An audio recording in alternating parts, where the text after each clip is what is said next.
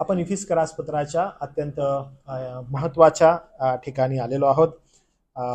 या आठवड्यामध्ये माझी पत्नी मला 2-3दा तिने मला विचारलं की मग काय या रविवारी आम्हाला आडे घेणारच का तू.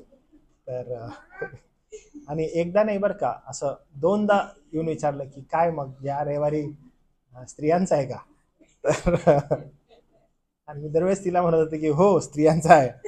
तर असं काही आडेहात वगैरे नाही आहे, पण स्त्रियांसंदर्भात पवित्र शास्त्र काय सांगत आहे त्यावर आपण पाहणार आहोत. मला तुम्हाला ज्या गोष्टी संदर्भात आठवण करून द्यायची आहे की वचनाद्वारे आपण मागच्या रविवारी जे पाहिलेलं होतं तिथे आपण पुन्हा एकदा जाऊया. मी तुम्हाला पुन्हा एकदा त्या वचनाकडे घेऊन जातो जे अत्यंत महत्त्वाचं आहे. वचन 18, 5वा अध्याय, वचन 18. द्राक्षारसाने मस्त होऊ नका, त्याच्यात बेतालपणा आहे, तर आत्म्यानं पूर्ण होऊन असं म्हटलेलं आहे. इथंपर्यंत या वचनापर्यंत आपण काय काय पाहिलेलं आहे मी तुम्हाला सांगतो. आपण इफिस्करास पत्राचे एकूण 6 अध्याय आहेत, त्याचे 2 भाग केलेले होते. पहिले जे 3 अध्याय आहेत, या 3 अध्यायामध्ये आपण पाहिलेलं होतं की मनुष्याची भ्रष्टता पॉल एक्सप्लेन करतो की मनुष्य हा कसा आहे, मनुष्याचा जन्म कोणता आहे. पण त्याचबरोबर पॉल एनकरेज करतो मनुष्याला, मानवाला, की तुमची निवड कुठं झालेली आहे, जे निवडलेले आहेत ते कुठं निवडलेले आहेत आणि ते कुठल्या ठिकाणी आहेत, तुमची पृथ्वीच्या स्थापने अगोदर निवड झालेली आहे, मंडळी काय आहे, एकदम सिस्टमॅटिकली तो सांगत आहे. अध्याय 4 कडे आल्यानंतर तो पुन्हा एकदा अध्याय 4 कडून सांगत आहे की ठीक आहे, आता तुम्ही निवडलेले आहात, तुम्ही वेगळे केलेले आहात, तर ॲज अ चर्च तुम्हाला ॲज अ मंडळी तुम्हाला कशा रीतीने जीवन जगायचं आणि मंडळीकडून एक्सपेक्टेशन्स काय आहे हे तो बोलत असताना इथं आता या ठिकाणी पर्टिक्युलरली तो येतो आणि तो सांगत आहे की जे आत्म्यानं भरलेले लोक आहेत, ज्यांच्यामध्ये पवित्र आत्मा आहे, तर त्यांनी त्यांचं जीवन कशा रीतीनं डेव्हलप करणं गरजेचं आहे. लक्षात घ्या, 2 भाग आहेत, त्या 2 भागामध्ये तो भ्रष्टता सांगतो.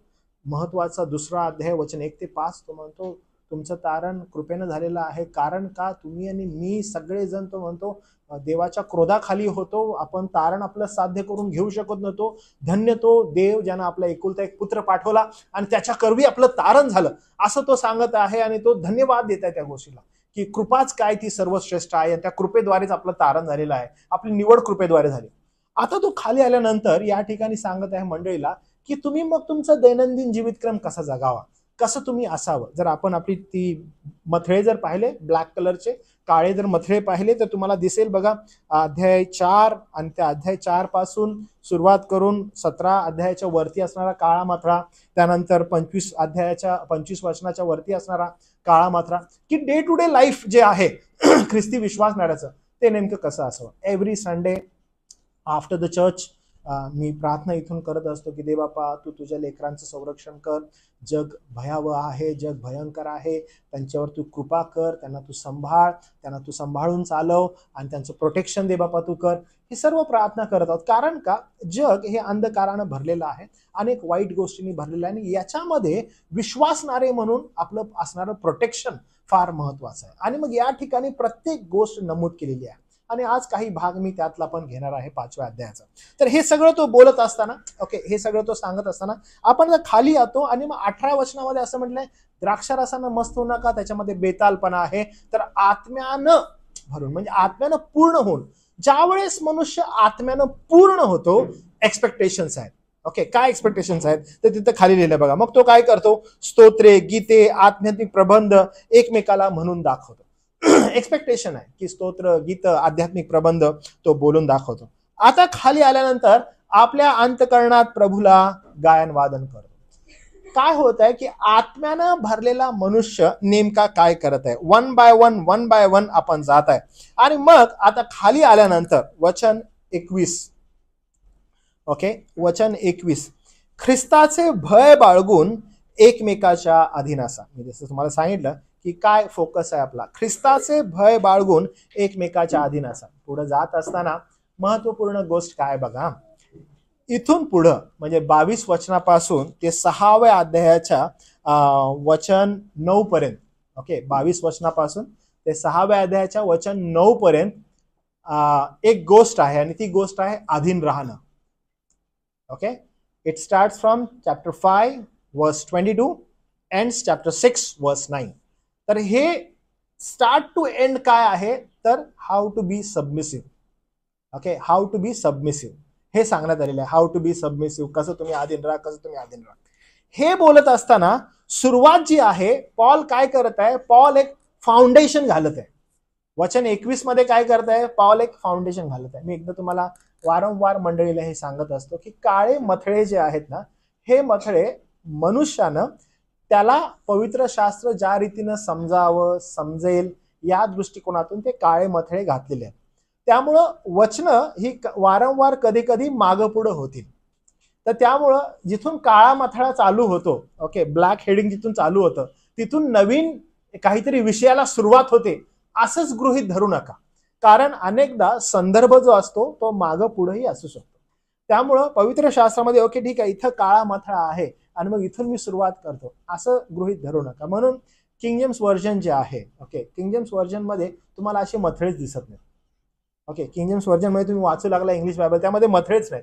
स्टार्ट टू एंड तुम्ही वाचाल duck duck duck duck duck duck duck duck duck. मग आपण म्हणतो अरे हे काय झालेलं आहे.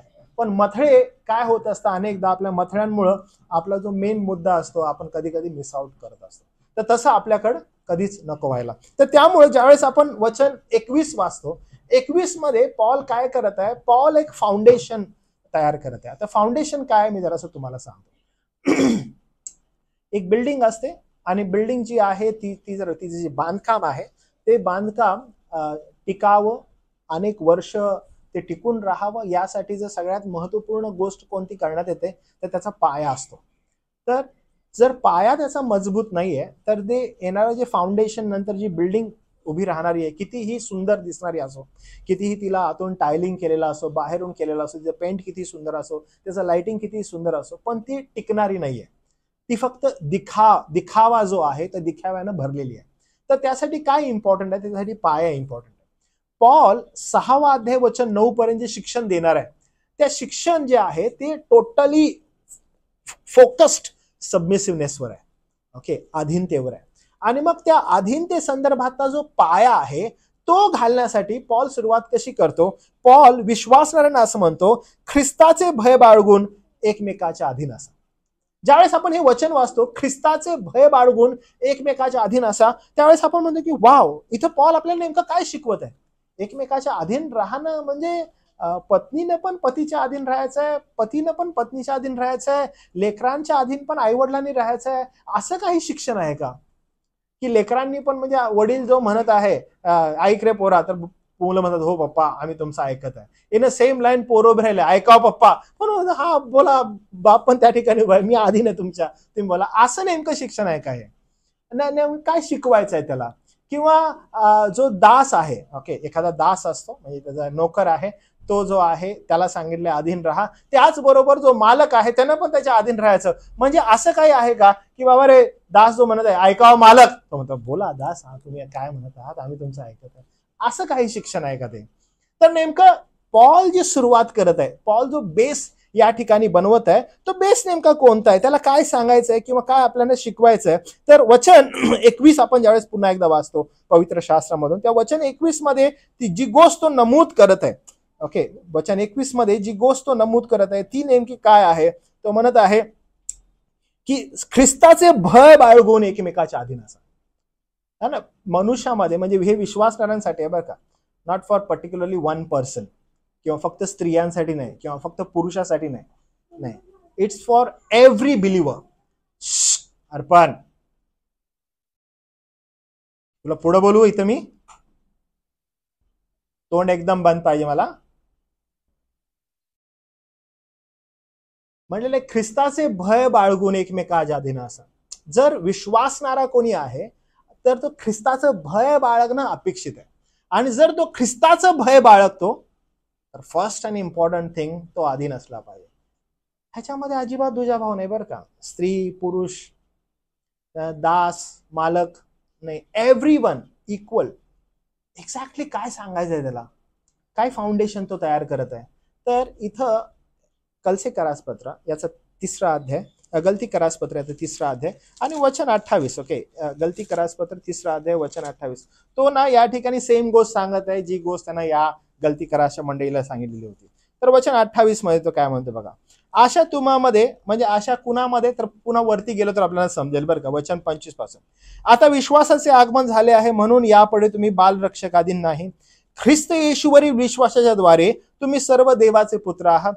आता तो असं म्हणतो, तुम्हामधील जितक्या जणांचा ख्रिस्तामध्ये बाप्तिस्मा झाला आहे तितक्यांनी ख्रिस्ताला परिधान केला आहे. एव्हरीवन म्हणजे एव्हरी बिलीवर, प्रत्येक विश्वासणारा त्याने ख्रिस्ताला परिधान केलेलं आहे. आणि ज्याने ख्रिस्ताला परिधान केलेलं आहे, ओके, ज्याचं तारण झालेलं आहे, ज्याला ख्रिस्तामध्ये विश्वास मिळालेला आहे, तो प्रत्येक जण, each and every one, it's talking about believer, तारण. ओके, तारणा संदर्भात आहे. मी पुन्हा सांगत आहे बरं का, हे तारणा संदर्भात आहे, अधीनते संदर्भात नव्हे. पुन्हा या ठिकाणी नोट डाऊन करताय, तारणा संदर्भात. तारण तुम्हाला काय देतं, तर ते असं म्हटलेलं, तारण तुम्हाला काय देतं, आशा तुम्हामध्ये मग डिस्क्रिमिनेशन नाहीये तारणामध्ये. ओके, अगेन मी फोकस करत आहे, तारणामध्ये दुजाभाव नाहीये, तारण समान आहे. तारण कसं समान आहे, तर बघा, तारण माय काय, यहुदी व हेलनी, दास व स्वतंत्र, पुरुष व स्त्री हा भेद नाहीये. तारणामध्ये डिस्क्रिमिनेशन नाही, तारणामध्ये भेदभाव नाही, तारणामध्ये यहुदी, हेलनी, स्त्री, पुरुष, दास, मालक, नो वन, नो डिस्क्रिमिनेशन. जर समजा बाहेर कोणीतरी एक मोठा गडगंज श्रीमंत माणूस आहे आणि त्याच्याकडे भरपूर पैसे, त्याचे नोकर चाकर आहेत, आणि तो नोकर चाकर आणि ख्रिस्ती येतो, आणि त्याचे नोकर चाकर ही ख्रिस्ती आहेत, वाव, आणि ते उन्नती बायबल चर्चला येतात, अरे किती चांगली गोष्ट आहे. मग एक गडगंज श्रीमंत माणूस आहे, त्याच्याकडे नोकर चाकर आहेत, दोन्ही ख्रिस्ती आहेत, आणि चर्चच्या आत येतात. आणि चर्चच्या आत आल्यानंतर जो गडगंज श्रीमंत माणूस आहे तो येऊन इथं पुलपीटच्या बाजूला इथे चेअर टाकून बसतो, आणि जे त्याचे नोकर चाकर आहेत ते खाली बसतात. आमचे मालक समोर बसले, अरे देवा, नाही, नो डिस्क्रिमिनेशन. जर तो मालक आहे, त्याचा दास आहे, ते दोघं येऊन आजूबाजूच्या चेअरवरच बसणार, ते दोघं उठल्यावर एकमेकाला सलामच करणार बंधू म्हणून. There is no discrimination. ख्रिस्तामध्ये प्रत्येक जण एक आहोत, ह्याच्यामध्ये दुजाभाव नाहीये. यहुदी असो, हेलनी असो, दास असो, मालक असो, पुरुष असो, स्त्री असो, नो डिस्क्रिमिनेशन. तारणामध्ये सगळे जण समान आहोत, प्रत्येक जण देवाचे पुत्र आहोत असं म्हटलेलं आहे. Every one, wow. जर एव्हरी वन आपण सगळेजण असे आहोत, देन पॉल जे फाउंडेशन घालत आहे ते असं आहे की जर तुम्हामध्ये पवित्र आत्मा आहे, तुमचं तारण झालेलं आहे, नो डिस्क्रिमिनेशन. तारणामध्ये मी पुन्हा सांगत आहे बरं का, नो डिस्क्रिमिनेशन तारणामध्ये. बट मग आपण येतो इफिस्करास पत्रामध्ये, तिथं असं म्हटलेलं आहे, फाउंडेशन, ख्रिस्ताचे बळ बाळगून एकमेकाच्या अधीन असा. एकमेकाच्या अधीन असा. ख्रिस्ती विश्वास तुम्हाला आणि मला शिकवतो किती नम्र असावं, किती लीन असावं, किती सबमिसिव्ह आपण असावं, सेल्फलेस असावं. ज्याच्यामध्ये पवित्र आत्मा आहे त्याच्यामध्ये ह्या गोष्टी नमूद आहेत, आणि हे फाउंडेशन आहे. ख्रिस्ताचे भय त्याच्यामध्ये आहे, आणि ख्रिस्ताचे भय बाळगून एकमेकाच्या अधीन राहणं. Wow, it's talking about the church. किती सुंदर आहे, त्याचे विश्वासणारे किती छान आहे. आणि मग हे फाउंडेशन घातल्यानंतर तो आता खाली येत आहे, आणि आता येऊन तो शिक्षण देत आहे आणि सांगत आहे की स्त्रियांनो, आता काय करत आहे तो, स्त्रियांनो. आता ह्याच्या अगोदर काय म्हटलं की प्रत्येक जण एकमेकाच्या काय करा, विश्वासणारे अधीन असा. आणि देन फाउंडेशन घालतो आणि पुढे तर म्हणतो स्त्रियांनो. हो, आजचा हा जो संदेश आहे ना, हा संदेश आपल्या मंडळीतील प्रत्येक विवाहित स्त्रीसाठी देवाच्या गौरवासाठी आशीर्वादितच असो. पण त्याचबरोबर माझी ही प्रार्थना आहे की आज आपल्या मंडळीमध्ये जे पुरुष आहेत आणि जे तरुण मुलं आहेत, मुली आहेत, यांच्यासाठीही हे देवाचं वचन आशीर्वादित हो.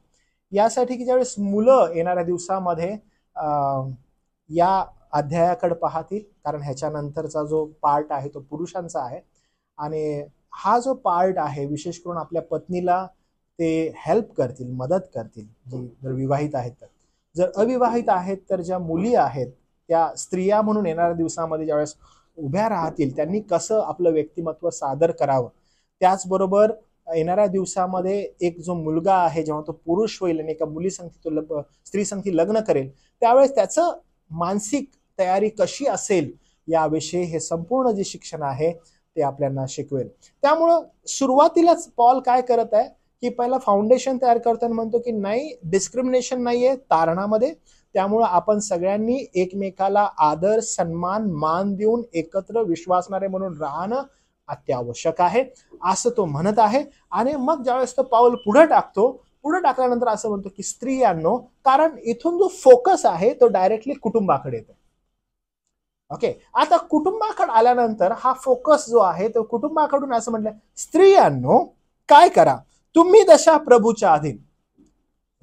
स्त्रियांनो जशा तुम्ही प्रभूच्या अधीन. आता इथून जी सुरुवात होत आहे त्या सुरुवातीपासून आपण जरा लक्ष देऊन पाहूया. आजकाल ना एआयचा जमाना आहे, बरोबर आहे. एआय तुम्ही सगळेजण या ठिकाणी तुम्ही पण एआय वापरत असाल. ओके, आणि जर तुम्ही एआय मध्ये वगैरे हे वचन टाकलं ना की स्त्रियांनो तुम्ही पुरुषाच्या अधीन असा, ते मला माहिती आहे ते मान्य नाही करत. ते म्हणतात की रॉंग टीचिंग, तू ऑफेंड करत आहे बायकांना आणि ते एक्सेप्ट नाही करत. म्हणजे ज्या ठिकाणी स्त्रिया ऑफेंड होतात त्या ठिकाणी ते मान्य नाही करत. म्हणजे नाही इक्वालिटी.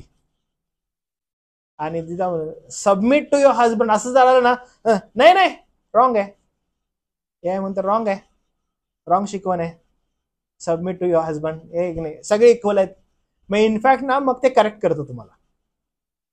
हे काय करतं, हे करेक्ट करतं. आणि मग एवढं सगळं चालेलं असताना तुम्हाला काहीच गरजच नाही, एवढं इझी सगळं तयार होऊन येतं.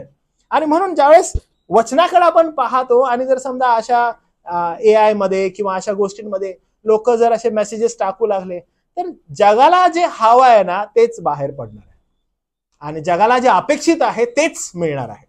पण ज्यावेळेस पवित्र वचनांकडे आपण येतो आणि शिक्षणाकडे येतो, हे अत्यंत महत्वाचे आहे की ते आपल्याला काय शिकवत आहे. तर ते आपल्याला शिकवतं की स्त्रियांनो, आता इथून सुरुवात कशी कुटुंबासंदर्भात आहे. स्त्रियांनो आणि पती म्हणजे स्त्री आणि पती जो आहे यांच्या कुटुंबासंदर्भात ही गोष्ट आहे. आणि कुटुंबासंदर्भात ही गोष्ट काय आहे, काय शिकवत आहे त्याकडे आपण जरासं लक्ष देऊया. पहिली गोष्ट असं म्हटलंय स्त्रियांनो म्हणाल्या it's not about girls. Okay, हे मुलींसाठी नाहीये. आपण म्हणतो मुलींसाठी नाही म्हणजे इथं बसलेल्या मुली म्हणतील बरं झालं आमच्यासाठी नाही. पण हे चुकीचं आहे. कारण लक्षात घ्या की तुम्हाला माहित आहे लग्न कुणाचं होतं, स्त्रीचं होतं, बरोबर आहे. तुम्ही हुशार झालेत आता की लगेच म्हणता स्त्रीचं होतं. बरं, मुलीचं होतं का? नाही होत मुलीचं लग्न. लग्न कुणाचं होतं तर लग्न स्त्रीचं होतं, स्त्रियांचं लग्न होतं. आणि मग स्त्रियांचं का होतं बरं, तर मी वचन वाचतो बघा. पहिले कोरिन्थीय पत्र याचा 7वा अध्याय आणि वचन 1-2. पहिले कोरिन्थीय पत्र 7वा अध्याय वचन 1 आणि 2.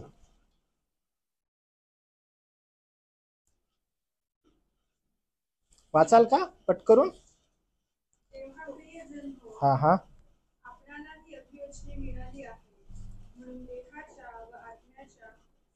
पहिला करीन आहे.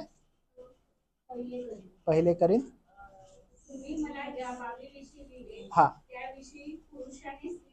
ओके. आता तो म्हणत आहे की मला काही लोकांनी पत्र लिहिले आणि कळवलं, पण आता मी तुम्हाला सांगतो की मी असं काही ऐकलेलं आहे मंडळीमध्ये चालू आहे. तर तो म्हणतो जे जे काही तुम्ही मला लिहिले त्यातले एक ही महत्वाची गोष्ट आहे ती अशी आहे की पुरुषानं स्त्रीला शिवू नये. जर समजा विदाउट कॉन्टेक्स्ट हे जर वचन घेतलं तर आपण पण चर्चमध्ये असं करू प्रत्येकी आपल्या बहिणीला का बाबा शिवायला नाही सांगितलं शास्त्रामध्ये म्हणून असं करू. आपल्या बहिणीला आपण भेटलं तर आपण का बाबा शिवायला नाही सांगितलं, जर कॉन्टेक्स्ट आपण बघितलं नाही तर. पण कॉन्टेक्स्ट काय सांगत आहे तर कॉन्टेक्स्ट हे नाही सांगत आहे की शिवणे हे त्याला बरे, शिवणे हे त्याला बरे, याचा कॉन्टेक्स्ट वेगळा आहे. कॉन्टेक्स्ट काय बघा बरं. हा महत्वाचा पॉइंट हा आहे. ओके, पॉइंट काय होता, महत्वाचा पॉइंट आहे की तरी जारकर्म होत आहे. हा तुम्ही बघितलं प्रत्येक पुरुषाला स्वतःची, तुम्ही बघितलं काय म्हटलं, प्रत्येक पुरुषाला स्वतःची पत्नी असावी. आणि प्रत्येक स्वतःचा पती असावा. म्हणजे लग्न कुणाचं होतं तर लग्न स्त्री आणि पुरुषाचं होतं. मुला मुलींची लग्न नाही होत बरं का. तर प्रौढत्व प्राप्त होण्यासाठी स्त्री असणं आवश्यक आहे. मग ते प्रौढत्व शारीरिक असो, मानसिक असो, आध्यात्मिक असो. आणि हे प्रौढत्व अतिशय महत्वाचं आहे. त्यामुळं प्रौढत्व अपेक्षित आहे, प्रौढत्व असायला पाहिजे. आणि प्रौढत्व ज्यावेळेस स्त्रीला येतं त्यावेळेस ती लग्नासाठी परिपक्व होते. ती लग्नासाठी परिपक्व होण्याचा दुसरा मुद्दा कोणता आहे? जशा तुम्ही प्रभूच्या अधीन. कसं आहे? जशा तुम्ही प्रभूच्या अधीन. म्हणजे ही मुलगी आहे, ओके, मग त्या मुलीनं कुठं त्याचं ट्रान्झिशन व्हायला पाहिजे? मुलीचं ट्रान्झिशन स्त्रीमध्ये व्हायला पाहिजे. जेव्हा स्त्रीमध्ये ट्रान्झिशन होतं तर त्या ट्रान्झिशन मध्ये कोणता मुख्य मुद्दा आहे? मुख्य मुद्दा हा आहे की जशा तुम्ही प्रभूच्या अधीन. जेव्हा ती प्रभूच्या अधीन असेल, ओके, व्हेरी इम्पॉर्टंट. इथं बसलेल्या ज्या अविवाहित मुली आहेत त्यांना मला तुम्हाला सांगू दे की ज्या तुम्ही आहात, एक्सपेक्टेशन फर्स्ट हे आहे की तुम्ही प्रभूच्या अधीन असणारे असाल.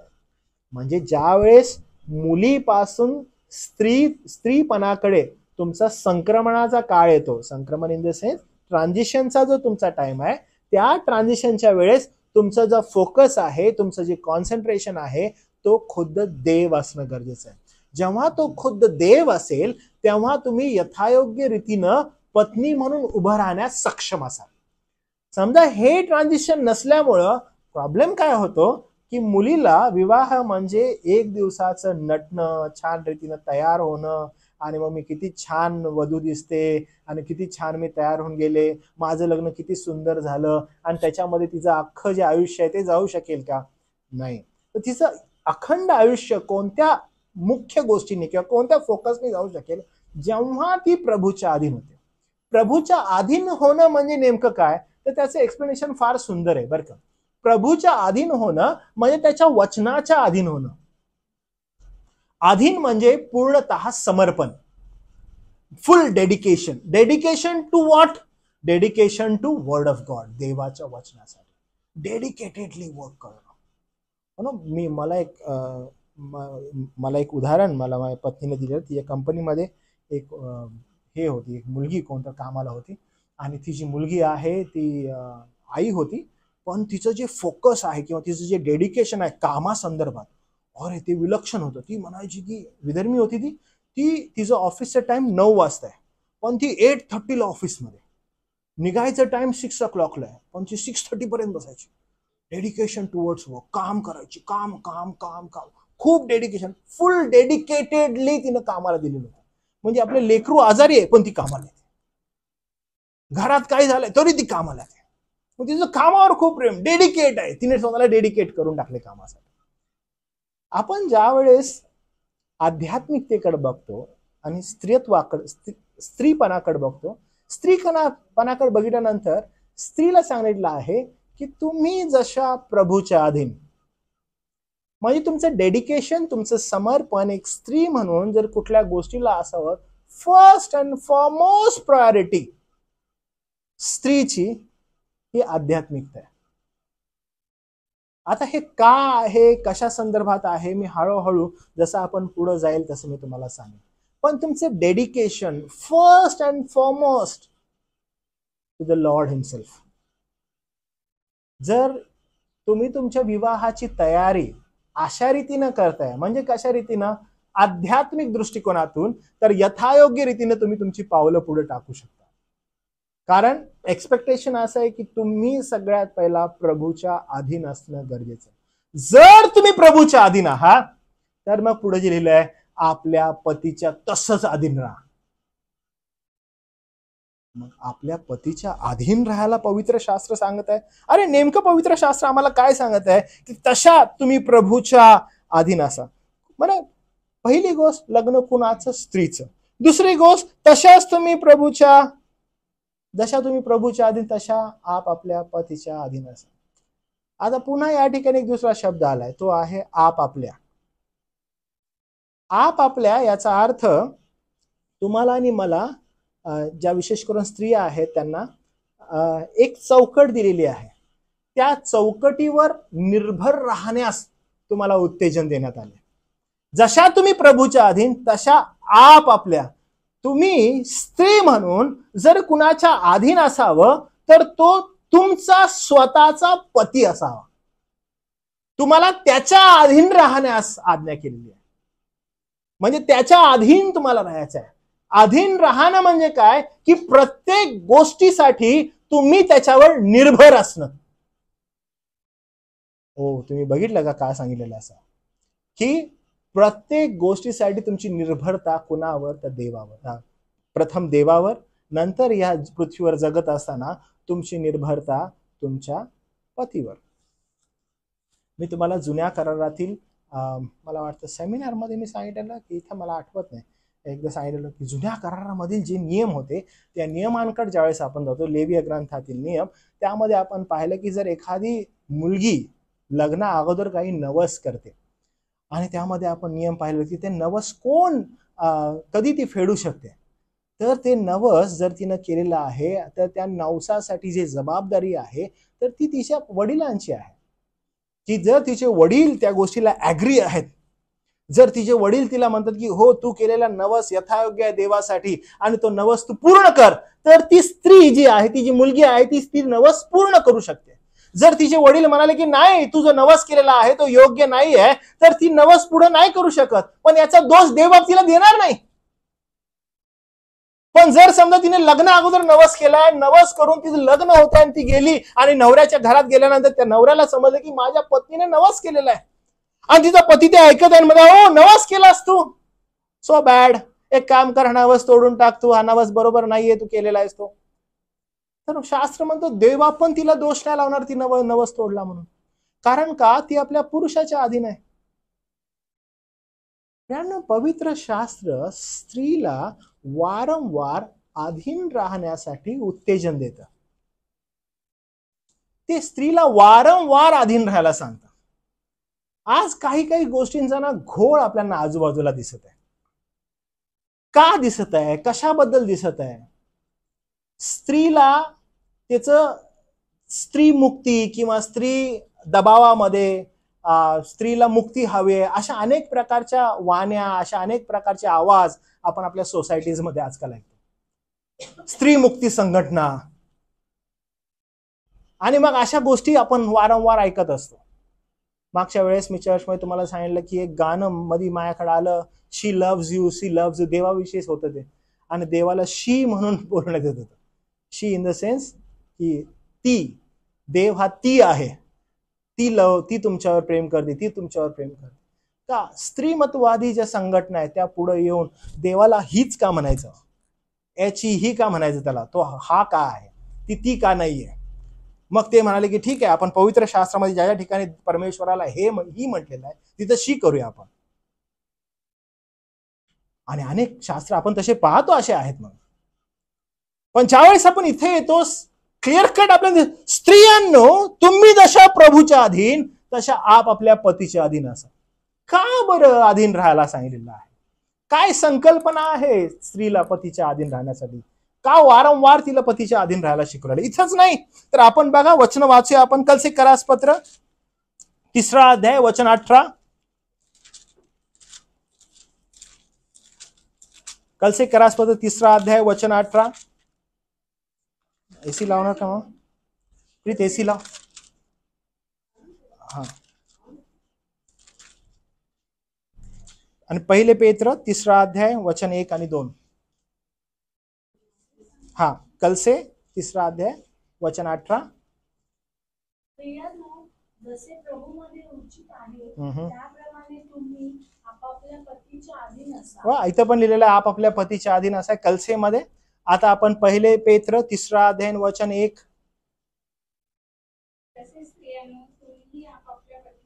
आणि इथं पण आपल्याला अधीन राहायला सांगितलेलं आहे स्त्रियांना. आता तुम्ही ह्यांचे जर मथळे वाचले, ह्यांचे जर काळे मथळे वाचले, ह्या दोन्ही ह्याचे तिन्ही ह्याचे, तुम्हाला काय दिसतं? कुटुंबाविषयी दिसतंय. कुटुंबामध्ये कशा रीतीची वागणूक असावं, का असावं. म्हणजे ज्या वेळेस सुरुवात करण्यात आली ती सुरुवात कशासाठी आहे? स्त्रीकडे आहे. कुटुंबामध्ये काउन्सिलिंगची सुरुवात कुणापासून? स्त्रीपासून. आणि स्त्रीला काय सांगितलंय? हे स्त्री अधीन राहा, हे स्त्री अधीन राहा, तुला अधीन राहायला सांगितलेलं आहे. विवाह कुणाचा होता आपण पाहिला? स्त्रीचा. स्त्री आणि पुरुषाचा विवाह होतो. स्त्री आणि पुरुषाचा विवाह झाला, तयारी कशी असावी, जशा तुम्ही प्रभूच्या अधीन. म्हणजे मुलगी ज्यावेळेस स्त्रीच्या संक्रमणाकडे जाते, ज्यावेळेस तिचं ट्रान्झिशन होत असतं, त्या संक्रमणाच्या काळामध्ये तिचा फोकस काय असावा, की आम्ही आध्यात्मिक रीतीनं परमेश्वरासंदर्भात पूर्णपणे समर्पित असावं. आणि जेव्हा तुम्ही पूर्णपणे समर्पित होता, तुम्हाला काय दिसतं, लग्न झाल्यानंतर पतीच्या अधीन राहा. स्त्री म्हणत आहे का, आणि म्हणून अनेक आवाज उठतात, का आम्हाला असं सांगण्यात आलेलं आहे, का आम्हाला असं बोलण्यात येतं की अधीन राहा, अधीन राहा, अधीन राहा. का बोलण्यात येत आहे आम्हाला असं, काय गरज आहे अशी, असं आम्ही काय केलंय, हा आमच्यावर अन्याय नाहीये का. आपण प्रारंभीच पाहिलं 21व्या वचनामध्ये, तारणामध्ये डिस्क्रिमिनेशन नाहीये. डिस्क्रिमिनेट केले का तारणामध्ये, नाही. तारणामध्ये समान आहोत का, बिलकुल आहे. आपण वरचं वचन वाटलं, आपण सगळेजण गलती करास पत्रात दिले, देवाचे पुत्र आहोत. One line, no discrimination. दुजाभाव अजिबात नाहीये, सगळेजण एकत्रित, काहीच दुजाभाव नाही. पण ज्या वेळेस जबाबदारी येते, ज्यावेळेस कुटुंब येतं, ज्यावेळेस मंडळी येते, या ठिकाणी आपल्याला दिसते की सुरुवात स्त्रीपासून होते आणि स्त्रीला सांगण्यात येते की हे स्त्री, जशी प्रभूच्या अधीन आहेस तशी आपल्या पतीच्या अधीन आहे. आता सुरुवात झालेली आहे. का बरं, घोळ काय आहे, मूळ काय आहे, तर ह्याचं मूळ आपल्याला पूर्णतः जुन्या करारामध्ये दिसतं. जुन्या करारामध्ये ज्यावेळेस आपण 3रा अध्याय वाचतो, ओके, उत्पत्तीचा ग्रंथ याचा 3रा अध्याय, आणि ते 3ऱ्या अध्यायामध्ये अनेक गोष्टी आपल्याला क्लिअर आउट होतात. 3रा अध्याय का तिला अधीन राहायला सांगितलेलं आहे, का तिला बोलण्यात आलेलं आहे, तर वचन 15 पासून पुढं असं म्हटलेलं आहे, आणि तू व स्त्री, तुझी संतती व तिची संतती यामध्ये मी परस्पर वैर स्थापिन, ती तुझे डोके फोडेल, तू तिची टाच फोडशील. ज्यावेळेस पातकाचा शिरकाव होतो, पातकाचा शिरकाव झालेला आहे आणि पातकाच्या शिरकावानंतर घडलेली ही गोष्ट आहे. या गोष्टीमध्ये आपल्याला काय दिसत आहे की परमेश्वर देवबाप येतो, मनुष्याला म्हणतो, आदामा तू कोठा आहेस, तो तुझा आवाज ऐकला, मी लपलो. ओके, ठीक आहे. आणि लगेच नेक्स्ट स्टेप, तो म्हणतो का लपलास, तू नग्न आहेस. बरोबर, मी नग्न आहे. कुणी सांगितलं तुला, जे फळ मी तुला खाऊ नको म्हटलेलं होतं, हे तू खाल्लंस का. येस. तो म्हणतो हे स्त्रीनं मला दिलं. स्त्री म्हणते सर्पानं दिला. तेव्हा परमेश्वर देव सर्पास म्हणाला, हे तू केले म्हणून सर्व ग्राम पशु वंचर यावर तू श्रापभ्रष्ट हो. सर्पाला म्हणाला, तू श्रापभ्रष्ट हो, तू पोटाने चालशील, जन्मभर माती खाशील, तू व स्त्री, तुझी संतती, तिची संतती यामध्ये मी परस्पर वैर स्थापिन, ती तुझे डोके फोडील, तू तिची टाच फोडशील. तो स्त्रीला म्हणाला, तुला बहु दुःखे होईल. मूळ आलं परत. स्त्रीला अधीन राहायला का सांगितलं, स्त्रीला सांगितलं, तो स्त्रीला म्हणाला, तुला बहु दुःख होईल व गर्भधारणेचे क्लेश होतील. आपण पवित्र शास्त्रात पाहतो, ऍज सुन ऍज परमेश्वर देवानं 6व्या दिवशी मनुष्याला घडवलं, पुरुष आणि स्त्रीला, तर तो त्यांना म्हणाला, फलद्रूप व्हा, बहुगुणित व्हा, पृथ्वी व्यापून टाका. म्हणा फलद्रूप व्हा, बहुगुणित व्हा, पृथ्वी व्यापून टाका. हे सगळं तो बोलला. काय दिसतं आपल्याला या ठिकाणी, की ज्या वेळेस आता पातक झालेलं आहे, पातकानंतर काय झालं, तर म्हटलं तुझी संतती, तिची संतती यामध्ये मी वैर स्थापिन. आणि तो म्हटला, हे स्त्री, तुला आता मी काय म्हणत आहे बघ, तुला बहुत दुःख होईल. पूर्वी नव्हतं बरं का. जेव्हा पातकाच्या अगोदरचं जीवन होतं त्यावेळेस बाईला नव्हतं बरं का दुःख. पण ज्या वेळेस आता तिनं फळ खाल्लेलं आहे, तिला सांगितलेलं आहे की तुला बहुत दुःख होईल.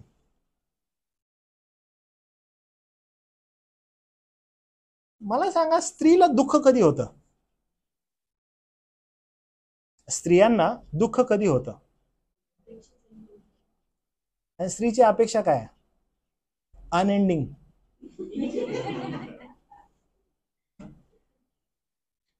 म्हणजे मी तुम्हाला उदाहरण देतो, ठीक आहे. तुम्हाला दुःख कधी कधी होतं, म्हणजे एक असंच एक उदाहरण आहे. जर समजा तुम्ही बाजारात गेला, तुम्हाला काहीतरी घ्यायचं आहे विकत, काहीतरी घ्यायचं आहे विकत, आणि तुम्ही तुमच्या डोक्यामध्ये आहे की मला ही गोष्ट, म्हणजे तुमच्या डोक्यामध्ये आहे मला ही गोष्ट घ्यायची आहे, आणि तुम्ही बाजारात गेले, आणि बाजार तुम्ही पालथा घातला, तुम्हाला मिळालं नाही, तुम्हाला दुःख झालं, आणि खूप मोठं दुःख. किंवा जी गोष्ट तुम्हाला हवी आहे आणि ती गोष्ट तुम्ही इतराच्या अंगावर बघितली, खूप दुःख. ते जाऊ दे. तुम्ही जर समजा आज चर्चला आले, आज असं नाही झालं, पण तुम्ही चर्चला आले आणि तुम्ही ना खूप सुंदर तयार होऊन आलेत बरं का, छान तुम्ही ड्रेस वगैरे घातलाय किंवा एखादी साडी घातली, मी आज खूप छान दिसते वगैरे, आणि तुम्ही आले चर्च, आणि तुम्ही आले आणि बघितलं की तुमच्या चर्च मधील एका दुसऱ्या बहिणीनं पण सेम साडी घातली, तुम्हाला दुःख झालं. दुःख झालं मला. अनएंडिंग आहे. कारण मुळात दुःख जे आहे ते कोणत्याही गोष्टीनं होत आहे. तुला बहुत दुःख होतील, तुला बहुत दुःख होईल असं म्हटलं, तू प्रत्येक गोष्टीला दुःखी होशील. अनएंडिंग आहे. सचिनला खूप पटा लागला. सचिन म्हणते, बाळासाहेब थँक्यू आजच्या मेसेज बद्दल. बहुत दुःखी होतील. कारण का मूळ आमचं असं आहे, स्त्रीची जडणघडण आहे, स्त्रीची जडणघडणच अशी आहे की तुला बहुत दुःखी होतील.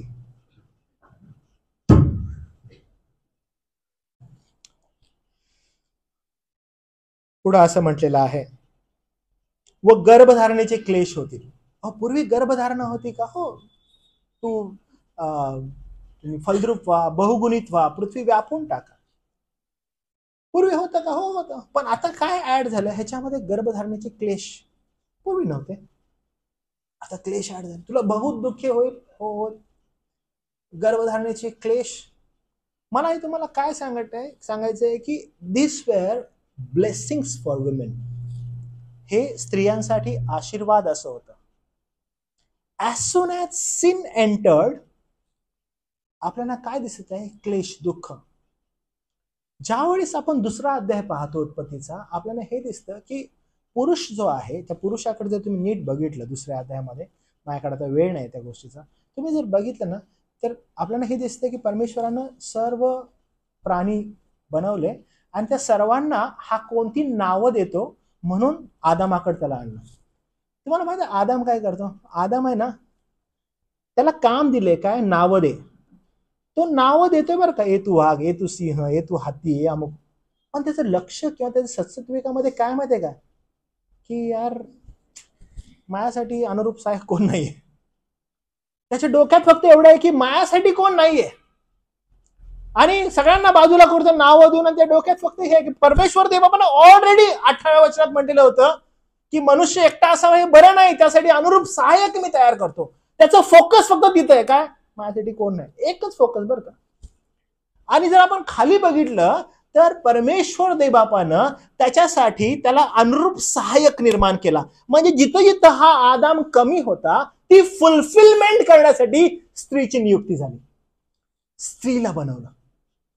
त्यामुळे जर मनुष्य, पुरुष जर तुम्हाला दिसतो ना, he is only focused on one thing और टू थिंग्स, पण स्त्री तुम्हाला दिसेल की अनेक गोष्टींनी भरलेली आहे, अनेक विचारांनी भरलेली आहे. म्हणजे त्याला कंप्लीट करण्यासाठी त्या स्त्रीची नेमणूक झालेली आहे. पण as soon as sin entered, ज्या गोष्टी लाभाच्या होत्या त्या गोष्टी आता हानीच्या झाल्या. तुला बहुत दुःखी होतील. बहुत दुःखी म्हणजे लक्षात घ्या, ह्याच्या उलट काय होतं? ह्याच्या उलट असं होतं की शी वेअर फुल्ली, म्हणजे प्रत्येक गोष्टीच्या आजूबाजूला ती घडत आहे त्या गोष्टीने ती आनंदी आहे, ती खुश आहे, तिला बरं वाटत आहे, ती छान आहे, तिची डिपेंडन्सी आपल्या पतीवर आहे. आता का पापाचा परिणाम असा झाला, ओ आता स्त्रीचं असं झालंय की आता काय करू, मला बहुत दुःख व्हायला लागले. कारण का? अहो तिचं जे मायक्रो स्कॅनिंग असतं ना स्त्रियांचं, ते जन्मजात स्त्रीला मिळालेलं आहे.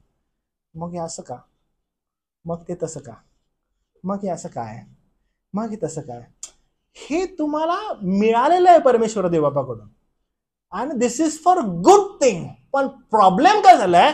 As soon as sin entered, it all became problematic for you. मी एवढा विचार का करते? पुरुषाचं आपलं तसं नसतं, राहू दे ना, सोड ना. कारण का? सगळं नाव द्यायला पण पाडवलंय, माझ्यासाठी कोण नाही. त्याचा फोकस फक्त बायको होता बरं का पहिल्यापासून. माझ्यासाठी कोण नाही, माझ्यासाठी कोण नाही, माझ्यासाठी कोण नाही, माझ्यासाठी कोण नाही. त्यामुळे हेलना वाघ झाला, सिंह झाला, माकड झाला, अरे कोण तरी माझ्यासाठी. त्याचं फक्त एकच होतं. पण स्त्रीचं कसं? स्त्रीचं वेगळं आहे, स्त्रीचं वेगळं आहे. आणि म्हणून तिला काय होतील, म्हणून तिला बहुत दुःख होतील. जी गोष्ट लाभाची होती, पातकाचा परिणाम हा झाला. अरे फार अवघड. पूर्वी सांगितलेलं होतं की बापरे तुला आता लेकरं होतील, पृथ्वी व्यापून टाकाल. आता तीच गोष्ट क्लेशदायी झाली. 9 महिने पोटात ठेवणं, जन्म देणं इथपर्यंतच नाही बरं का, त्याला मोठं करणं. ओके, कुठपर्यंत? जाऊ दे बाबा त्याचं लग्न होते तिथपर्यंत नाही, टिल युअर लास्ट ब्रेथ. आपण नीतिसूत्रेमध्ये बघतो बघा, तिला बहुत दुःखी होतील बाबा. का? आपल्या मुलाबाळांसाठी.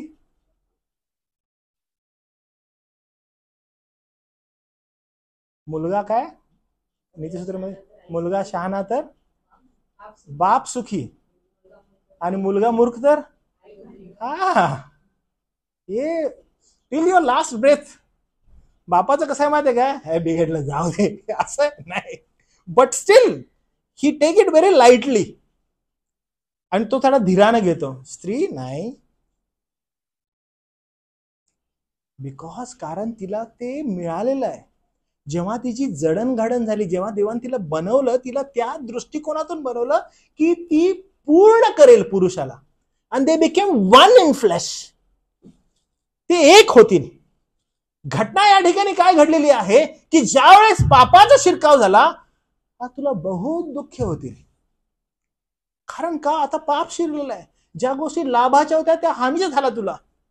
तुला बहुत दुःखी होतील, क्लेशाने तू लेकरे प्रसवशील. अगं थांब, शास्त्र अजून पुढे असं म्हणतं, लेकरे प्रसवशील तरी तुझा ओढा नवऱ्याकडे राहील. तरी तुझा ओढा नवऱ्याकडे राहील म्हणजे माझा हा सदैव एक प्रश्न असतो की नवऱ्याकडे ओढा असणं चांगली गोष्ट आहे, वाईट गोष्ट आहे? मला माझ्या नवऱ्याकडे ओढा आहे, म्हणजे मला बघा बहुत दुःखी होत आहेत, क्लेशानं लेकरे प्रसवतोय मी, माझा ओढा नवऱ्याकडे आहे. नवऱ्याकडे ओढा असणं चांगली गोष्ट, वाईट गोष्ट? आपण शास्त्र चांगलं आहे बाबा आपल्या नवऱ्याकडे ओढा असणं. मग ज्यावेळेस आपण वाचतो, हे शिक्षेचं स्वरूप काय? मग ह्याला शिक्षा काय म्हणता येईल मग की माझ्या नवऱ्याकडे माझा ओढा असणं? शिक्षेच्या स्वरूपामध्ये काय येते? हे का शिक्षा आहे बरं ही? की आपल्या नवऱ्याकडे ओढा आहे, की माझा ओढा माझ्या नवऱ्याकडे असायला पाहिजे ना, का कुठल्या दुसऱ्या पुरुषाकडे असायला पाहिजे? नाही, माझा ओढा नवऱ्याकडे असायला पाहिजे. पण पवित्र शास्त्र या गोष्टीला नेमकं काय म्हणत आहे? ओढ्याला काय म्हणत आहे? इंग्लिश मध्ये लिहिले desire. Desire for what? Desire for what? तरी तुझा ओढा नवऱ्याकडे असेल. Desire for what? To seek control. मुळात काय? To seek control. कसं काय? बघा, 4था अध्याय आपण जर वाचला, 4था अध्याय त्याचं 6वं वचन, तर परमेश्वर कायनास म्हणाला, तू का संतापलास? तुझे तोंड का उतरले? तू बरे केले तर तुझी मुद्रा प्रसन्न होणार नाही का? पण जर तू बरे केले नाही तर दाराशी पाप टपूनच आहे, त्याचा रोख तुझ्याकडे आहे. म्हणजे मुळात पातकाचा परिणाम काय झालेला आहे? त्याचा रोख तुझ्याकडे आहे. रोख म्हणजे काय? To seek control. उत्कट इच्छा, डिझायर. उत्कट इच्छा काय आहे? की टू सीक कंट्रोल. माझ्या पतीवर माझा कंट्रोल असायला पाहिजे. काय झालं? हे पातकाचा परिणाम. Step by step, step by step. काय पहिला आपण तर म्हणतो तुला बहुत दुःखी होतील. जे लाभाचं होतं ते आता हानीचं झालं. तुला बहुत दुःखी होतील. तू क्लेशानं लेकरे प्रसवशील तरी तुझा ओढा नवऱ्याकडे असेल. ओढा नवऱ्याकडे असणं म्हणजे काय? ओढा आणि रोख. ओढा आणि रोख, उत्कट इच्छा, डिझायर. काय? की कंट्रोल शोधायचा आपल्या पतीवर, की माझा कंट्रोल असायला पाहिजे तुझ्यावर. आणि इथं बसलेले ज्या तरुण मुली आहेत ना, तुम्ही पण ह्यातून सुटणार नाहीये बरं का. Everyone is desire. त्यांचं डिझायर हे असेल, लग्न झाल्यानंतर माझा कंट्रोल असायला पाहिजे. काही काही जण आया असतात, त्या आया सांगतात, तुला मी सांगते लग्न झाल्यानंतर नवऱ्याला कसं मुठीत ठेवायचं, तुला शिकवते मी बरोबर, कारण का पप्पाला बघ कसा मुठीत आहे, पप्पाला जसा मुठीत ठेवलाय तसं मी तुला सांगते कसं मुठीत ठेवायचं. शास्त्र ते शिकवत नाही. शास्त्र तुम्हाला आणि मला काय सांगत आहे या ठिकाणी? शास्त्र स्ट्रिक्टली स्त्रियांना सांगत आहे की असं टू सीक कंट्रोल. ओढा नवऱ्याकडे असणं चांगल्या गोष्टींसाठी नाही, त्याला कंट्रोल करण्यासाठी. आणि हा काय, हा पातकाचा परिणाम आहे, टू सीक कंट्रोल. म्हणून कायनाला ज्यावेळेस प्रभू देवबाप तो शब्द वापरतो की बघ पापाचा रोख तुझ्यावर आहे, तू त्यास दाबात ठेव, नाहीतर काय होईल ते येऊन तुझा कंट्रोल घेईल. आणि स्त्रीला आपण बिलकुल ती गोष्ट सांगितलेली आहे, त्याचा रोख तुझ्याकडे असेल, तुझा ओढा त्याच्याकडे असेल. का बरं? To seek control. पण इथे एक मजेशीर गोष्ट आहे. देवबाप लगेच पुढे असं म्हणतो स्त्रीला, पहा तू काय करशील, ओढा नवऱ्याकडे असेल पण स्वामित्व मी त्याला देऊन टाकलंय. म्हणजे मूळतः स्वामित्व देवानं पहिलाच कुणाला देऊन टाकलं? पुरुषाला. स्त्री काय करत आहे? स्त्री त्यावर कंट्रोल शोधत आहे. होत आहे का तिला? नाही. का बरं? कारण स्वामित्व त्याचं आहे. त्यामुळे तो तुझ्यावर स्वामित्व चालवणार आहे आणि तिला त्याच्यावर स्वामित्व हवं आहे. आणि ही जी फाईट आहे ही फाईट होत राहणार आहे आणि वैवाहिक जीवन असंच चालणार आहे. आणि त्यामुळे नवीन करारात आपण पाहतो ज्यावेळेस स्त्रीकडे शब्द येतो, स्त्रीला सांगितले, हे स्त्री जशी तू प्रभूच्या अधीन तशी आपल्या पतीच्या अधीन राहा. जर या गोष्टीतून तुला बाहेर यायचं आहे तर ही गोष्ट तू समजून घे, मागणी काय वैवाहिक जीवनाची. स्त्रियांनो, जशा तुम्ही प्रभूच्या अधीन तशा आपापल्या पतीच्या अधीन असा. अधीन राहण्यासाठी पतीला आज्ञा नाही केली बरं का, हे पती तू आपल्या पत्नीला अधीन ठेव, नाही. हे कुणाला सांगण्यात आलेलं आहे? हे एका पत्नीला सांगण्यात आलेलं आहे की हे पती तू अधीन हो. कारण अधीनता ही स्वइच्छेने देवाच्या वचनावर विश्वास ठेवून होणं गरजेचं आहे. हे कधी होऊ शकेल? मी पुन्हा 18व्या वचनात जातो. द्राक्षारसाने मस्त होऊ नका, त्याच्यामध्ये बेतालपणा आहे, तर आत्म्याने पूर्ण होऊन. जी स्त्री आत्म्यानं पूर्ण आहे तीच स्त्री अशा रीतीने आपलं जीवन पुढे घेऊन जाऊ शकते. नाहीतर मग मुद्दा काय येतो माहित आहे का? स्त्रिया वचन झुगारून, वचन बाजूला ठेवून स्वतःचे हेतू पुढे मांडण्याच्या दृष्टिकोनातून येत आहेत. त्यांना जसं पवित्र शास्त्राचं अर्थविवरण करायचं आहे तसं ते करत आहेत आणि स्वतःला पुढे आणत आहेत, वचनाला पूर्णपणे डावलत आहेत. आणि मग कोणत्या गोष्टी पुढे आणत आहेत? तीच गोष्ट माहित का की पुरुष आणि स्त्री ह्याच्यामध्ये भेद नाही, देवानं भेद नाही ठेवला म्हणून आम्ही इक्वल आहोत. मी पुन्हा सांगतो, इक्वल आहे, ऍब्सोल्युटली आहे. कशाच्या बाबतीत आहे? तारणा संदर्भात. It's about salvation. We all are together in heaven with him to glorify him. पण ज्या वेळेस पृथ्वीवर आपण आहोत, पातकाचा परिणाम अशा रीतीने झालेला आहे की तुम्हाला आणि मला या दृष्टिकोनातून पवित्र शास्त्राकडे पाहणं अत्यावश्यक आहे. कारण का? ही जडणघडण ख्रिस्तानी मंडळी यांची आहे. आणि त्यामुळे ज्यावेळेस आपण पवित्र शास्त्रात पाहतो, याच्याशिवाय परिणामच नाहीये, याच्याशिवाय दुसरा रस्ताच नाहीये. कारण लगेच पट करून तो म्हणत आहे बघा इफिस्करास पत्रामध्ये की तसा पती पत्नीचे मस्तक आहे, शिवाय ख्रिस्त शरीराचा तारणार आहे. लगेच ख्रिस्तानी मंडळीचं दर्शक त्या ठिकाणी येतं. त्यामुळे ख्रिस्तानी मंडळीचं दर्शक आल्यावर पत्नीनं पाहणं आवश्यक आहे की हे शिक्षण कुणासाठी आहे, यातून काय शिकवण्यात येत आहे. आज असंख्य स्त्रिया आहेत, त्या स्त्रियांना अधीन राहण्यास अडचण येते बरं का. त्या म्हणतात की नाही नाही नाही, आम्हाला अधीन राहायला तेवढं सांगू नका, किंवा अधीनतेचा जर संदेश आहे तर ते लोक कानात बोटं घालतात, आम्हाला ऐकायचं नाही. कारण का, आम्हाला आमचं जीवन जगायचं आहे, आम्ही मोकळे आहोत, आम्ही योग्य आमचे निर्णय घेऊ शकतो. मागच्या वेळेस एकदा मी ज्यावेळेस हे वचन देत होतो एका स्त्रियांना, त्यावेळेस मी स्त्रियांना सांगितलेलं होतं की तुम्ही कशा अधीन राहू शकता. तर हे मी त्यांना शिकवत असताना एक गोष्ट मी त्यांना सांगितलं की सगळ्यात महत्वाची गोष्ट अधीन राहण्यासाठी जी अत्यावश्यक आहे ती ही आहे की नेतृत्व घेण्याचं बंद करा. नेतृत्व इन द सेन्स व्हॉट? नेतृत्व ज्यावेळेस तुम्ही आध्यात्मिकतेचं नेतृत्व आपल्या पतीच्या साइडून घेता, किंवा पती जे नेतृत्व घ्यायला पाहिजे त्या पतीचं नेतृत्व घेण्याऐवजी तुम्ही ज्यावेळेस आध्यात्मिकतेचं नेतृत्व घेऊ लागता, तिथं सगळ्यात मोठा प्रॉब्लेम आहे. कारण मग स्त्रीला वाटू लागतं की मी नेतृत्व घेण्यात सक्षम आहे. मी तुम्हाला पुन्हा घेऊन जातो उत्पत्तीच्या ग्रंथामध्ये आणि सांगतो की काय गोष्टी त्या ठिकाणी घडलेल्या आहेत. आपण पाहतो की ही समजून घ्या स्त्रियांनो, स्त्री सैतानाला शोधायला गेली नाही बरं का, किंवा स्त्री त्या सर्पाला शोधायला गेली नाहीये, तो तिला बोलवायला आला. त्यामुळे ज्यावेळेस पॉल सांगत असतो, पॉल एकदम क्लिअरली मंडळीला सांगतो की स्त्रियांनो, तुम्ही भुलवल्या गेला ही गोष्ट कधीच विसरू नका. कारण तुम्हामध्ये ज्यावेळेस देवबापानं स्त्रियांना निर्माण केलं, पुरुषाला सहचारणी म्हणून ज्यावेळेस त्यानं निर्माण केलं, ती पूर्ण करण्याच्या दृष्टिकोनातून तुमच्यामध्ये ज्या गोष्टी प्रभुदेवबापानं दिलेल्या आहेत त्यामध्ये पुरुष कमी आहे आणि त्या पूर्ण करण्यासाठी तुमची निर्मिती झालेली आहे. वेन यू कम टुगेदर तेव्हा तुम्ही एक होता.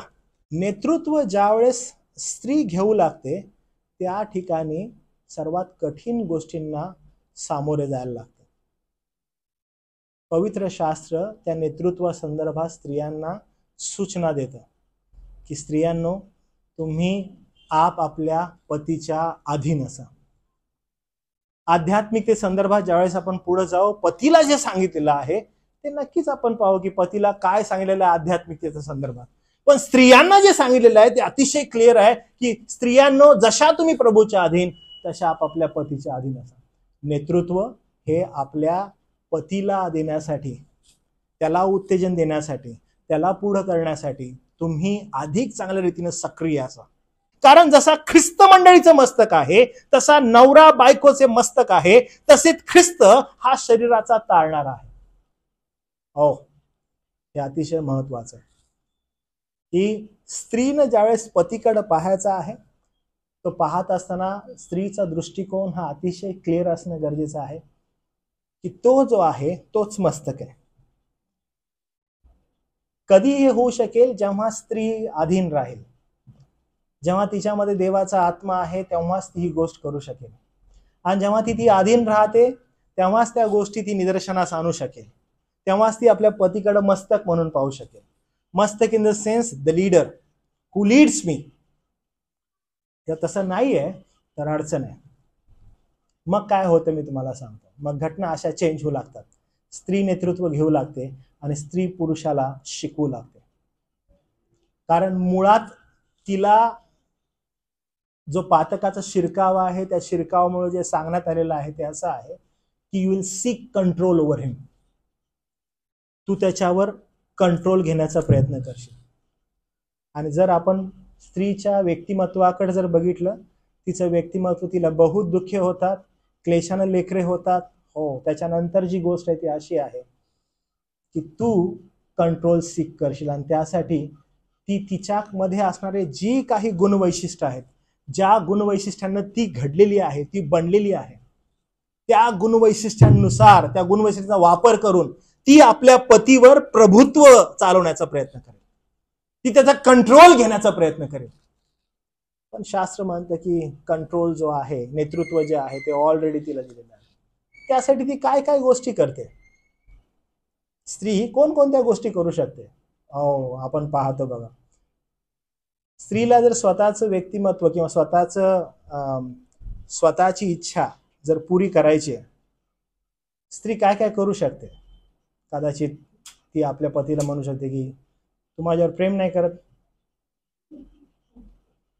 मी जेवत नाही, मला राग आलाय, मी शांत राहिले. कधी कधी पुरुषाला पण समजत नाही काय चालू आहे नक्की आजूबाजूला. पुरुष ही फुल कन्फ्यूज आहे. मग ती गप राहील का, तर माझी इच्छा मला पूर्ण करायची. मग इच्छा पूर्ण करण्यासाठी तिच्यामध्ये असणारी जी काही गुणवैशिष्ट्य आहेत त्यांचा ती वापर करत आहे. आणि ती वापर ती या एक्सटेंडला करत आहे की माझी इच्छा किंवा माझे निर्णय पूर्ण व्हावेत. पण शास्त्र त्या गोष्टीला दुजोरा देत आहे का? बिलकुल नाही. जशा तुम्ही प्रभूच्या अधीन, हे ऍब्सोल्युटली इम्पॉर्टंट आहे. तुम्ही याच गोष्टी प्रभू बरोबर करताय का? जशा तुम्ही प्रभूच्या अधीन तशा आपापल्या पतीच्या अधीन असा, हे एक्सपेक्टेशन पवित्र शास्त्र. यासाठी की पुरुष जो आहे, जो पती आहे, तो मस्तक आहे, जसा ख्रिस्त मंडळीचं मस्तक आहे. तुम्ही जर बघितलं की तुलना कुणा संदर्भात केलेली आहे, तुलना कशी केलेली आहे, तुमच्या पतीकडे पाहण्याचा तुमचा दृष्टिकोन कसा असला पाहिजे, टोटली आध्यात्मिक. दुसरा दृष्टिकोनच नसला पाहिजे. अतिशय क्लिअरली पवित्र शास्त्र स्त्रियांना ही गोष्ट सांगते. तरी मंडळी जशी ख्रिस्ताच्या अधीन असते तसे स्त्रियांनी सर्व गोष्टीत, ह्याच्यामध्ये सर्व गोष्टी ज्यावेळेस आपण पाहतो, सर्व गोष्टी म्हणजे सर्व गोष्टी बरं का, याच्यामध्ये अजिबात कुठेही पतीची जी कॅपेबिलिटी आहे ती कॅपेबिलिटी, त्याची आज्ञाधारकपणा, त्याचं योग्य वागणूक, आणि तो चांगला आहे, तो निर्व्यसनी आहे आणि तो आध्यात्मिक राहतो, यावर आधारित नाहीये बरं का. तो जसा आहे तसा त्याच्या अधीन राहण्यास तुम्हाला सांगितलेलं आहे. त्याने हे अत्यंत महत्वाची गोष्ट पवित्र शास्त्र स्त्रियांना सांगते की जसा तो आहे तसं त्याच्या अधीन राहणं, आपापल्या पतीच्या अधीन राहा. त्याच्यामध्ये अनेक स्त्रिया मला विचारतात की जर आमचा पती आम्हाला चर्चलाच यायला देत नसेल तर काय करायचं, जर आमचा पती आम्हाला मारत असेल तर आम्ही काय करायचं, की बायबल वाचू नको तर आम्ही काय करायचं. त्याने एक गोष्ट समजून घ्या, पवित्र शास्त्र एकदम सिस्टमॅटिकली आपल्याला स्टार्ट, जशा तुम्ही प्रभूच्या अधीन, तुमचं स्वतःचं जे आध्यात्मिक नातेसंबंध देवबापा बरोबर आहेत ते यथायोग्य रीतीनं प्रभू समवेत असणं अत्यावश्यक आहे. Ultimately he is your authority first. त्याचे तुमचे नातेसंबंध यथायोग्य असायला पाहिजे. त्याच्यानंतर जे नातेसंबंध आहेत ते तुमच्या पतीचे आणि तुमचे आहेत. जेव्हा पतीचे आणि तुमचे नातेसंबंध आहेत, तुम्हाला अधीन राहायला सांगितलेलं आहे आणि जसा तो बोलत आहे तसं अधीन राहणं. याचा अर्थ बिलकुल हा नाहीये की तुम्ही प्रभूच्या विरोधात जाऊन प्रभूच्या विरोधात तुम्ही तुमचे कार्य करावेत, बिलकुल नाही. कारण तुमचे नातेसंबंध प्रभू बरोबर यथायोग्य असावेत, ही फर्स्ट प्रायोरिटी तुमची आहे. पण त्याचबरोबर युअर सेकंड प्रायोरिटी जी अतिशय महत्वाची आहे या पृथ्वीवर, महत्वाचं आहे की तुम्ही तुमच्या पतीच्या अधीन असावं. आणि त्यामुळं पत्नींनी काय करावं किंवा पत्नींनी आपलं जीवन, सुप्रिमसी जी आहे ती सबमिसिव्हनेसची आपल्या पतीवरच निर्भर राहावं. आणि त्यामुळे आपण जर खाली आलो अजून, आणि खाली आल्यानंतर जे वचन आहे ते असं आहे की त्याच आपापल्या पतीच्या तुम्ही अधीन राहा, जसं मंडळी ख्रिस्त. त्यामुळे स्त्रियांनी नेतृत्व असो किंवा या जगात जगणं असो, त्यांची डिपेंडन्सी जर आपल्या पतीवर आहे आणि पती जो आहे तो यथायोग्य रीतीनं तिला हाताळत आहे, कारण तिच्याविषयी लिहिलेलं आहे की ती एक नाजूक पात्र आहे म्हणून तिला यथायोग्य रीतीनं हाताळ. जर तो आध्यात्मिक दृष्टिकोनातून तिच्याकडे पाहत आहे, तिला मार्गदर्शन करत आहे, तर ती यथायोग्य रीतीनं आपल्या कुटुंबाकडं योग्य रीतीनं पाहू शकते, त्याला योग्य रीतीनं मार्गदर्शन करू शकते, आपल्या लेकराबाळांचं योग्य ते संगोपन करू शकते. जर असं घडत नाही तर मुळात जी ही सहचारणी आहे ती नेतृत्व घेण्यास सक्षम असल्या कारणानं ती कधीही, कारण मुळात पाप असं आहे की ती तिच्यामध्ये असणाऱ्या ज्या काही ह्या गोष्टी आहेत त्या ती बाहेर आणून यथायोग्य रीतीनं जे काही तिला वाटत आहे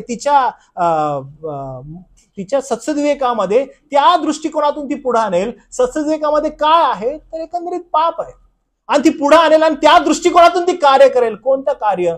तर या जगामध्ये तिला जे साध्य करायचं ते करेल. जे तिनं त्या फळ खाण्याच्या वेळेस केलं तीच गोष्टी या ठिकाणी करू शकते. आणि आज आपण पाहतो अनेक ठिकाणी की स्त्रिया पुलपिटवर आहेत, शिक्षण देत आहेत, पाळक आहेत, शिकवत आहेत आणि लोक वाहवा करत आहेत. पवित्र शास्त्र त्याला अनुमती देतं का? नाही, बिलकुल नाही. पवित्र शास्त्र त्याविषयी काय म्हणतं? पवित्र शास्त्र म्हणतं की त्यांनी शांत राहावं. त्यांना जर काही विचारायचं असल्यास त्यांनी घरी जाऊन आपल्या पतीला विचारावं. आणि हे एकदाच नाही तर वारंवार सांगण्यात येतं. पण स्त्रीला ते करायचं नाहीये. स्त्रीला काय पाहिजे? मूळचं पाप काय आहे? मूळचं पाप हे आहे की तुझा ओढा आपल्या नवऱ्याकडे असेल. तिला ऑलरेडी ते साध्य करायचंय आणि मी किती श्रेष्ठ आहे, मी किती योग्य आहे, ही तिला वारंवार दर्शवायचंय. आणि ती हे करत आहे का? ही प्रारंभापासून करत आहे.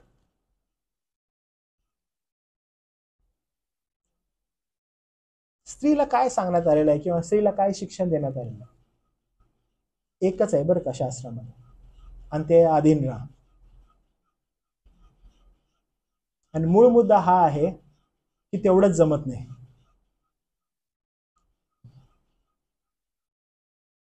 का जमत नाही? कारण पापाचा परिणाम आहे. बरं, काही सांगा पाळक साहेब चालेल, तेवढं सांगू नका, कारण तेवढंच जमत नाही मला. का बरं? कारण अधीनता गप्प राहायला सांगते. अधीनता परमेश्वरा संदर्भात सांगते की शांत राहा, प्रभूच्या अधीन राहा. तेवढं जमत नाही आम्हाला.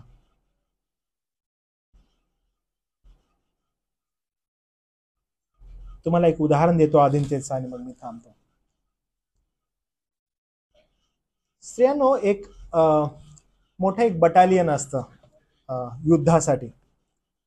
आणि जे बटालियन असतं, जी तुकडी असते मोठीच्या मोठी, त्याच्यावर एक कमांडर असतो. आणि जो कमांडर असतो तो कमांडर कमांड देत असतो आणि त्याचे जे सैनिक असतात ते पुढे असतात सगळे. आता समजा या ठिकाणी एक पिक्चरायझेशन आहे की एक कमांडर जो आहे तो आपल्या सूरज सारखा आहे, ओके, छोटा असा या ठिकाणी. आणि तो कमांडर आहे आणि त्या कमांडरचे इथं या ठिकाणी असे बॅचेस आहेत मोठेच्या मोठे. आणि मी जो आहे सूरजच्या समोर आहे, त्याच्यापेक्षा हाईटनी मोठा आहे आणि थोडासा शक्तीनं पण आहे. आणि मग सूरज जो आहे तो समोर उभा राहतो कमांड देणारा आणि तो म्हणतो सावधान. आणि मी त्या संपूर्ण सोल्जर्सच्या तुकडीमध्ये मी आहे आणि मी सूरजकडे बघतो. सूरजला म्हणतो केवढा आहेस तू, काय तुझ्यात ताकद आहे, हा तुझ्यामध्ये काय क्षमता आहे, तू मला सावधान म्हणतोस, होत नाही, जा, मी असाच राहणार विश्राम. तो म्हणतो सावधान, मी म्हणतो नाही राहणार. असं चालेल का? असा सोल्जर कधी करेल का? म्हणतो नाही. का बरं? कारण सोल्जर कधीही आपल्या कमांडरकडे त्याची जी क्षमता आहे, त्याची शरीरयष्टी आहे, त्या दृष्टिकोनातून बघत नाही. त्याला जी अथॉरिटी वरून दिलेली आहे, त्याला जे तो वरती बॅचेस आहेत त्या बॅचेस करतो बघतो. तो म्हणतो की हायर अथॉरिटी त्याला मिळालेली आहे. जर तो मला म्हणतो की सावधान, मी सावधान होणार. जर तो मला म्हणतो विश्राम, मी विश्राम होणार.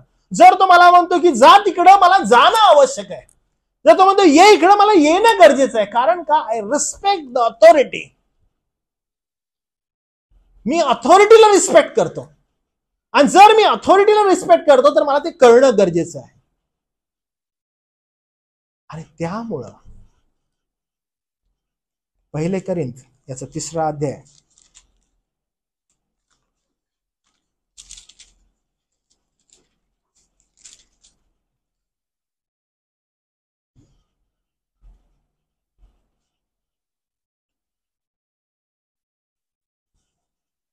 आणि 3ऱ्या अध्यायाच्या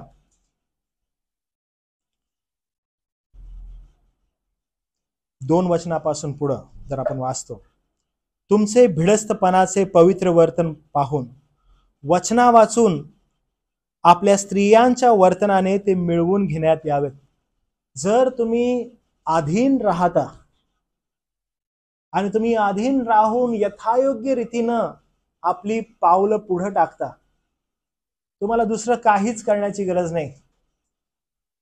तुमचा पती वचनाला अमान्य जरी असला तरी तुमचं पवित्रपणाचं, भिडस्तपणाचं निर्मल वर्तन पाहून वचना वाचून त्याला मिळवून घेण्यात येईल एवढी क्षमता त्या अधीनतेमध्ये आहे. फार महत्वाचं आहे. अनेकदा याच शास्त्र भागामध्ये आपण पौलाचं शिक्षण वाचतो आणि तो म्हणतो की वचनाची निंदा कधी होईल, वचनाची निंदा स्त्रिया कधी करू शकतात.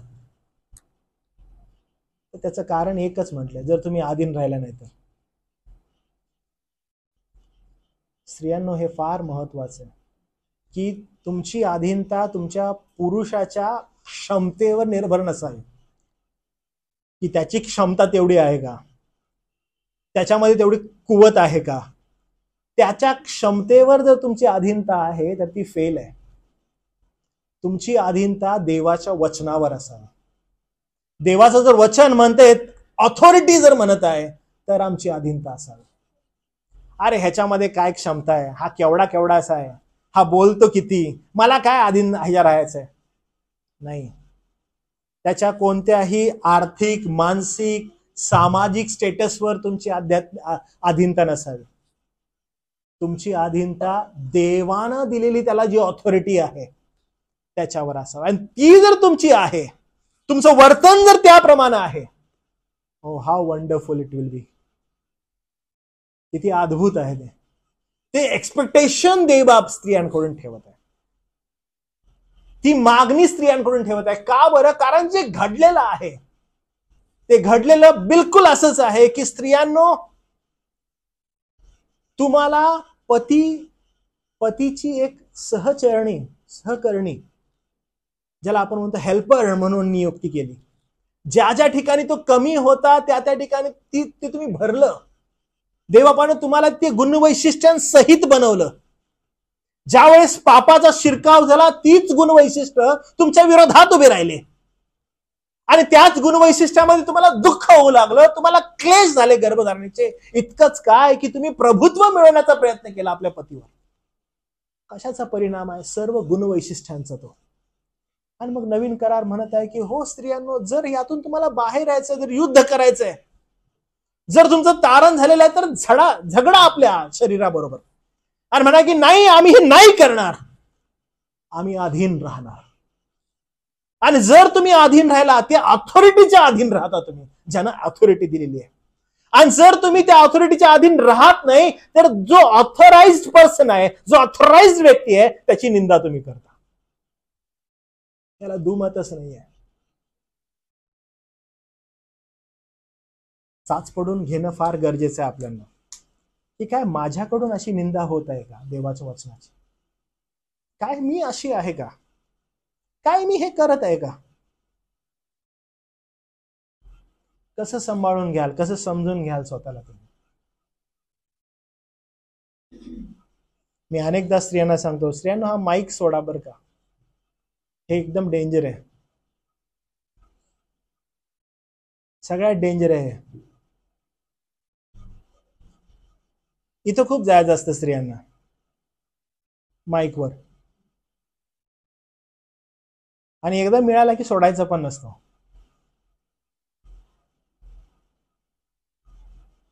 खूप डेंजर आहे. Get away from it. शास्त्र म्हणतं अधीन राहा. काहीच करायची गरज नाहीये, फक्त अधीन राहायचं. आणि तो तुमचा माझा फोकस असला पाहिजे, इव्हन पुरुषांचा पण. आपण येणार आहे पुरुषांकडे नंतर. पुढील रविवारी आपण थोडंसं स्त्रियांबद्दल पुन्हा घेणार उजळणी म्हणून, आणि पुरुषांकडे जाणार की त्यांना संदर्भात पॉल काय सांगत, ज्यांच्यामध्ये देवाचा आत्मा आहे त्यांनी कसं राहावं, पुरुषांनी कसं असावं, या संदर्भात शिक्षण आहे पुढचं. पण हे आपल्याला सांगत काय की स्त्रियांनो, प्रभूच्या अधीन आहात, आपल्या पतीच्या अधीन असा, ही मागणी आहे. आणि जर तुम्ही या दृष्टिकोनातून पावलं टाकले, फार अद्भुत रीतीनं तुम्ही तुमच्या कुटुंबाची बांधणी करू शकता. आज अशा संदेशांनी किंवा अशा शिक्षणांनी अनेक लोक ऑफेंड होतात. आपल्याच चर्चमधील घटना आहेत. काही स्त्रियांनी चर्चला यायचं बंद केलं, त्या नाही झाल्या परत कधी. तर नो प्रॉब्लेम. काही जणांना अवघड जातं शिक्षण हे, पण पवित्र शास्त्र जर सांगत आहे तर ते फार गरजेचं आहे. It is for your on benefit. तुमच्या स्वतःच्या वैयक्तिक, आध्यात्मिक आणि कौटुंबिक जीवनासाठी ते आवश्यक आहे. प्रभूजवळ जा. प्रभूला म्हणा की माझ्या पतीनं यथायोग्य रीतीने देवा तुझ्या वचनात वाढावं, यासाठी त्याच्यावर तू कृपा कर. प्रभूजवळ वारंवार प्रार्थना करा, वारंवार प्रभूजवळ जा, वारंवार कसं तुम्ही एनकरेज करू शकाल त्याविषयी विचार करा.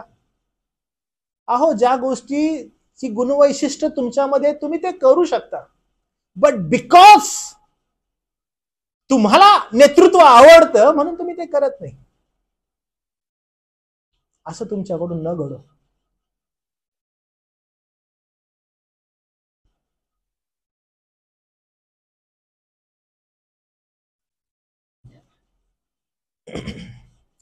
Don't be selfish. बरं का स्त्रियांनो,